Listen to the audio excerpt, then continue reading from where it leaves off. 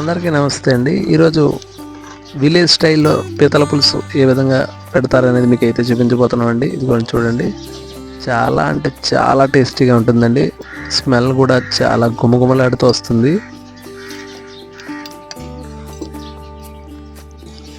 మరెందుకు ఆలస్యం, ఏ విధంగా తయారు చేయాలో చూసేద్దాం రండి.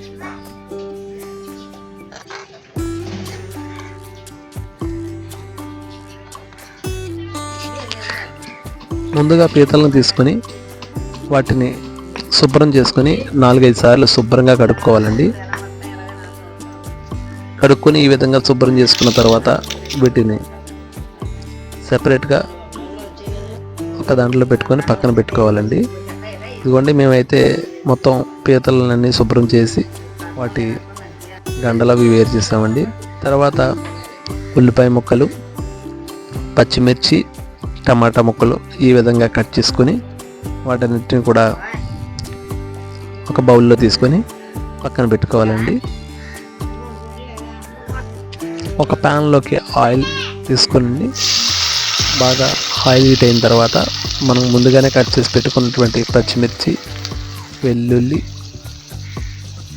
టమాటా, ఉల్లిపాయ ముక్కలన్నింటినీ కూడా ఆ ఆయిల్ వేసుకొని పచ్చివాసన పోయే వరకు కొంచెం ఫ్రై చేసుకోవాలండి.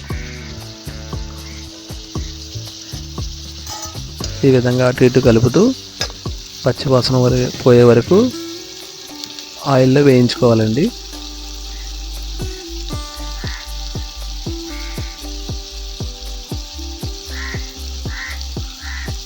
తర్వాత కొంచెం చిటికెడు పసుపు అయితే వేసుకోవాలండి.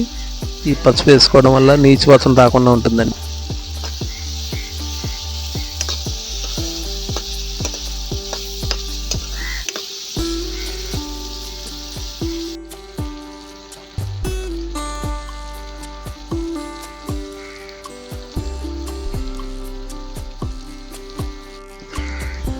రుచికి సరిపడా ఉప్పు అయితే వేసుకోవాలండి. మేమైతే కళ్ళుప్పు అయితే వేసుకున్నాము.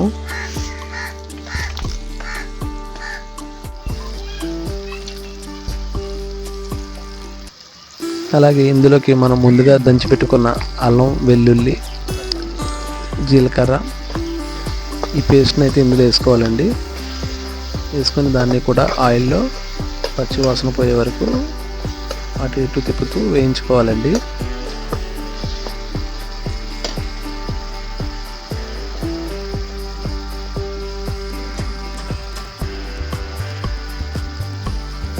ఇప్పుడు మనకి రుచికి సరిపడా 2 నుంచి 3 టేబుల్ స్పూన్ల కారం అయితే యాడ్ చేసుకోవాలండి.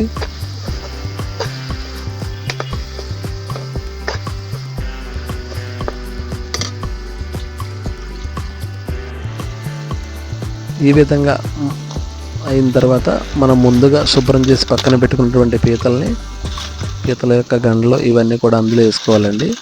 వేసుకొని ఈ మసాలా మిశ్రమం అంతా కూడా బాగా ఈ పీతలకు పట్టే విధంగా అటు ఇటు కలయబెడుతూ ఒక 5 నిమిషాల పాటు సన్నని సెగ మీద ఉడికించుకోవాలండి.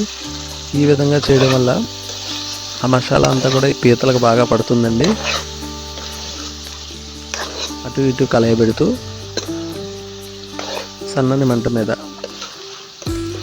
కలుపుకుంటూ వేయించుకోవాలండి.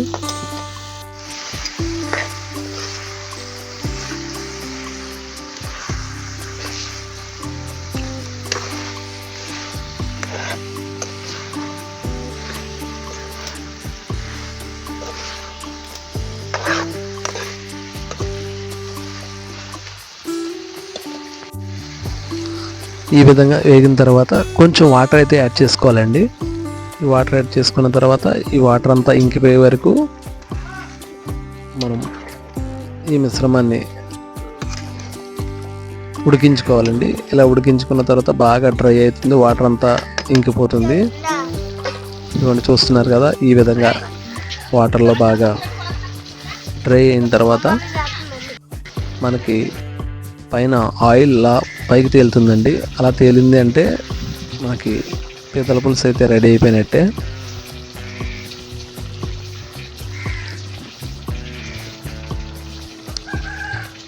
ఇదిగోండి, ఫైనల్గా ఈ విధంగా తయారవుతుందండి.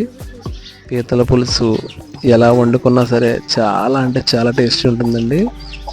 మంచి గుమగుమలాడుతూ స్మెల్ అయితే వస్తూ ఉంటుంది. నిజంగా ఈ రెసిపీ అయితే చాలా అంటే చాలా బాగా వచ్చిందండి. మీరు ఒకసారన్నా ట్రై చేయండి. మా వీడియో నచ్చినట్లయితే కనుక లైక్ చేయండి, మా ఛానల్ని సబ్స్క్రైబ్ చేసుకోండి.